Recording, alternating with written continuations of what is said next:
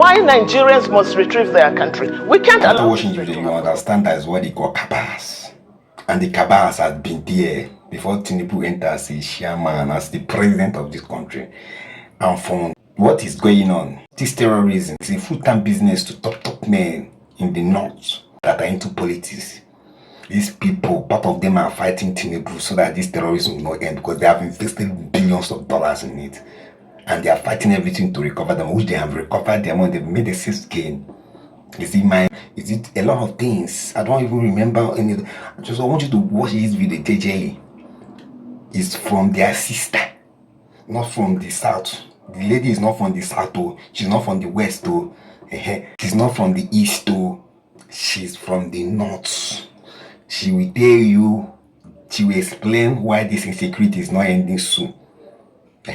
Watch. Tinubu, it's still ringing in my ear. In the name of Allah, Hajia, in the name of Allah, accept this appointment. I said, sir, I will not accept the appointment until you tell me what you have for us up north.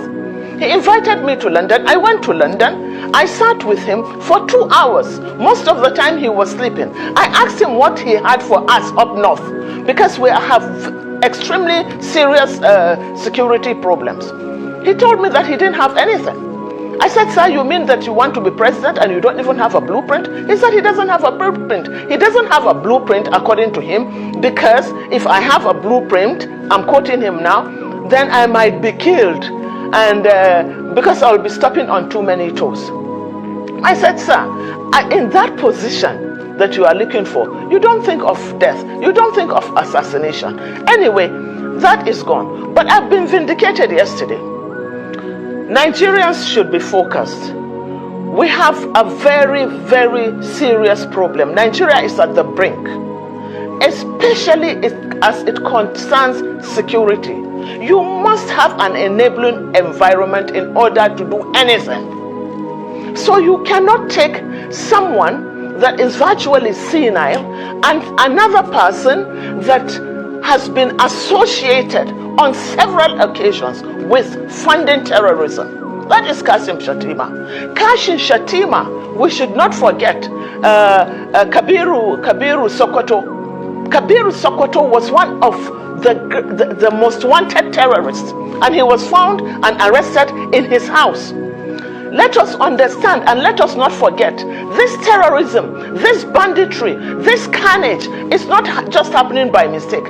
It's a multi-billion-dollar industry. A multi-billion-dollar industry because it takes a lot of money on defense budget. It has a lot to do with the sale of drugs. It has a lot to do with mining and illegal bunkering and illegal and illicit mining. And look at the areas that are generally affected by this. Take the Northeast, for instance. In the Northeast, you have the blue diamond. That is a strategic mineral. You have oil at the Chad Basin that is being explored right now, but illegally.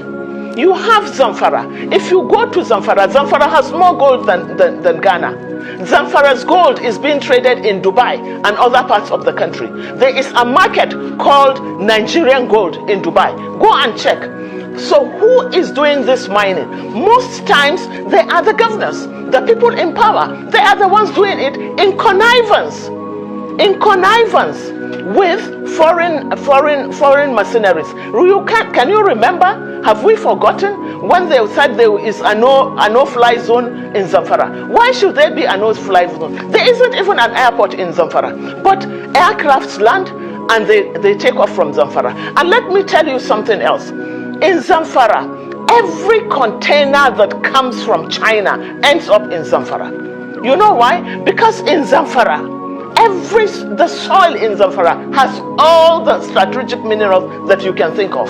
So when the containers come in from China, they land they end in Zamfara, and a bag of Zamfara soil is today sold at 5,000. So they need to displace the people to allow them to continue with their mining. I mean, it's multifaceted. And these are people that one has been severally accused of harboring terrorists, even recently. And why? Let us ask, why should Shatima be visiting, along with his governor, be visiting and making a solidarity with a police officer that was being tried for drug trafficking? Why? So you begin to put these things together, and you begin to understand why Nigerians must retrieve their country. We can't allow this thing to happen. Why Nigerians must retrieve their country. We can't allow this thing to happen. So without much being said, I will advise every governor, if you like, be involved, be part of this their business. Sending our resources outside country, raising money that I don't even know what you are going to do with it. Your children cannot finish it.